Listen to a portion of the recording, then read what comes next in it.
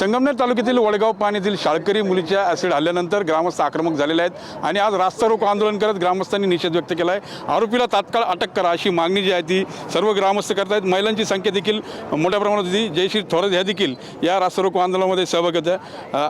आज रास्ता रोको झाला आहे, गेले 24 तास झालेत घटनेला, मात्र अजूनही आरोपी जो आहे तो अटकेत नाही। काय मागणी आहे?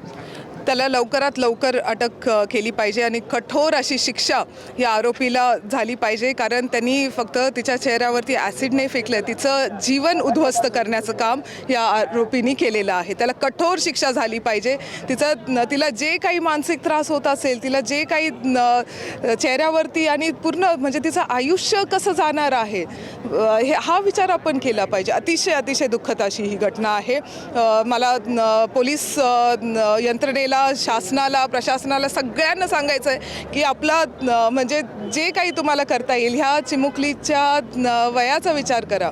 ती 6वीतच आहे, पूर्ण आयुष्य तिचं पुढं आहे, तिच्यासाठी जे करता येईल ते केलं पाहिजे।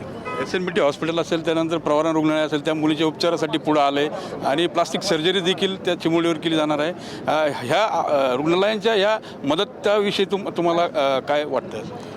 खरं हे सगळे रुग्णालय जे आहेत ते आपली जबाबदारी आहेत। म्हणजे मी डॉक्टर म्हणून सुद्धा सांगू शकते की कोणत्याही रुग्णालयाची जबाबदारी असते की त्यांनी त्या पेशंटला जास्तीत जास्त आणि चांगल्यातली चांगली ट्रीटमेंट जी आहे ती पुरवली पाहिजे। मला आनंदच आहे की SNBT असो किंवा PMT असो, हे सगळे एकत्रित येऊन या मुलीचा चेहरा किती वाचवता येईल, कारण काल मी तिला बघायला गेले तर तेव्हा लक्षात आलं की तिचा चेहरा अर्धा जो आहे तो जळालेला आहे।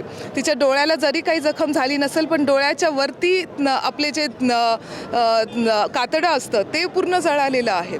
म्हणजे पुढे जाऊन जेव्हा हे ते कॉन्ट्रॅक्चर्स होणार आहेत, म्हणजे ती स्किन जेव्हा खराब होणार आहे, तिला डोळासुद्धा उघडता येईल का, असं खरं आपण विचार केला पाहिजे। त्याच्यामुळे मी डॉक्टरांशी तिथे बोलली आहे, मी काही मुंबईच्या सुद्धा डॉक्टरांशी बोललेली आहे की चांगल्यातली चांगली ट्रीटमेंट आपण तिला कशी देऊ शकतो आणि तिचा डोळा असो किंवा चेहरा जास्तीत जास्त कसा वाचवता येईल त्यावरती प्रयत्न करायचे आहेत। ग्रामीण भागात बघितलं तर आता या ठिकाणी 2-3 शाळा आहेत, मदत केंद्र आहे पोलिसांचं, मात्र पोलीस नसताच असं आत्ता आंदोलनात अनेकांनी ती भूमिका मांडली।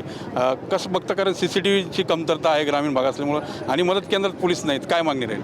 नाही, मदत केंद्रामध्ये पोलीस असले पाहिजे। मग ते कशासाठी उघडलं आहे? मदत केंद्रामध्ये जर तुम्ही पोलीस नसणार ठेवाल तर म्हणजे ह्याच्यापेक्षा मोठी शोकांतिका नाही, कारण हा चौक जर बघायला गेलं तर हा बऱ्याचशा म्हणजे इकडे शिर्डीला जोडतो, इकडे राहत्याला जोडतो, इकडे संगमनेरला जोडतो, पुढे पुण्यालाही तो जोडला जातो, असा हा एकदम हाय व्होल्टेज पॉईंट खरं हा आहे।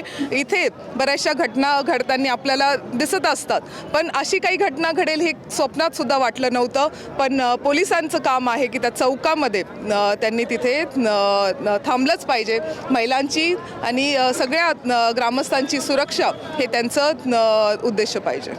आरोपीला तात्काळ अटक झाली पाहिजे, त्यासोबत मदत केंद्रामध्ये पोलिसांची त्या ठिकाणी तैनाती असली पाहिजे अशी मागणी देखील यावेळी जयश्री थोरात यांनी केली। मनोज गाडेकर, TV9 मराठी, संगमनेर, अहिल्यानगर।